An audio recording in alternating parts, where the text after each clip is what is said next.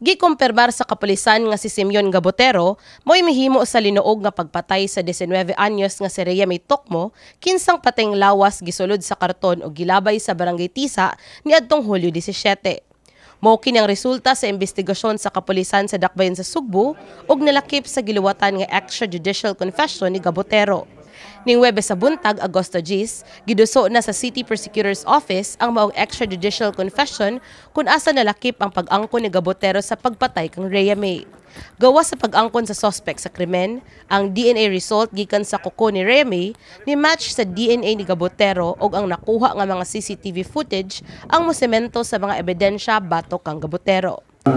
Kining statement niya, nakaibaw naman tadaan nga nikatag naman ni daghan ay tabo ko ni sa uban nga lugar nga ang statement sa usa ka tawo bisan pag dunay extrajudicial confession pwede nang niyang i-retract in the future, pero ang pinaka conclusive nga evidence nga lig-on sa amoa nga part agkatong resulta jud sa DNA including sa CCTV footage nga nakuha namo nga pagdispose sa patayng lawas.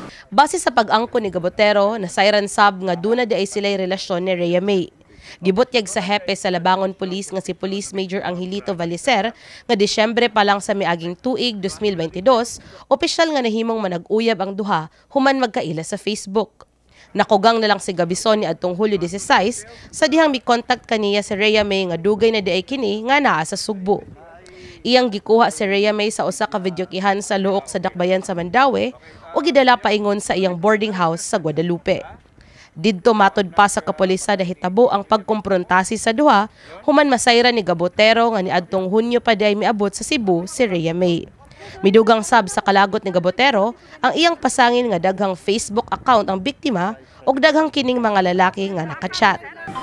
Mere allegation ramang puna niya nga matud pa nagpadala daw siya og kwarta nga mao daw iyang gikasuk-an kay sa dugay kunong higayon nagsigaw pada nya mao gito atong time nga ni atubang siya nako naghilag nga sir mao gani sige niya balik-balik sir kahibaw ka kung sa trabaho sa construction worker ako gatinarong ko niya sir naiubos lang jud ko sir nya na murag nawa ko na siyang kagalingan motong natuok niya.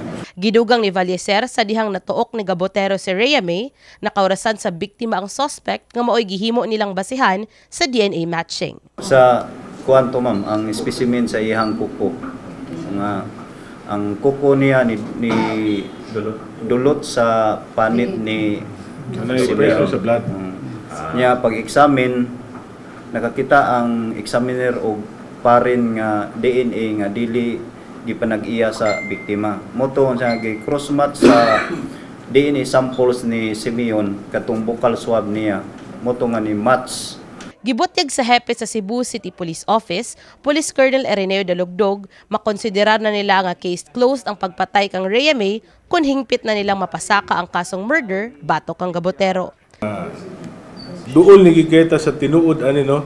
Ato na lang gihulat tong immediate family members sa maong biktima para sa madaling panahon ato nagyong mapile ang kaso.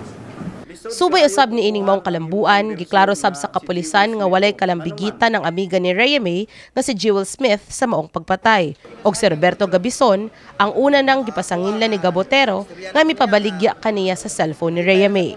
Bota nga gihangop ni Gabison. Kuha nga istorya na ko niya nga lipay lang sa ko niya nga iyan lang taon ng giyang ko nga na wala lang taon dyan ko niya gidamay kay usisir limpyo man dyan akong konsensya kay bawo man ko ang mobitan akong giingon ang kay bawo ko ang tao na adyo espiritu bisa pagpatyo na nimo na adyo espiritu ang espiritu jud sa kanang gipatay mo jud ay mutugan sa motoran so gatuong ka wa mo si patulga ana jud maingon nga wa jud na siya patulga man murag gihasol jud siya sa Usa sa subayon karon sa kapulisan mao ang kuyog ni Gabotero sa paglabay sa patayng lawas ni Rhea May nga nakuha sa CCTV camera.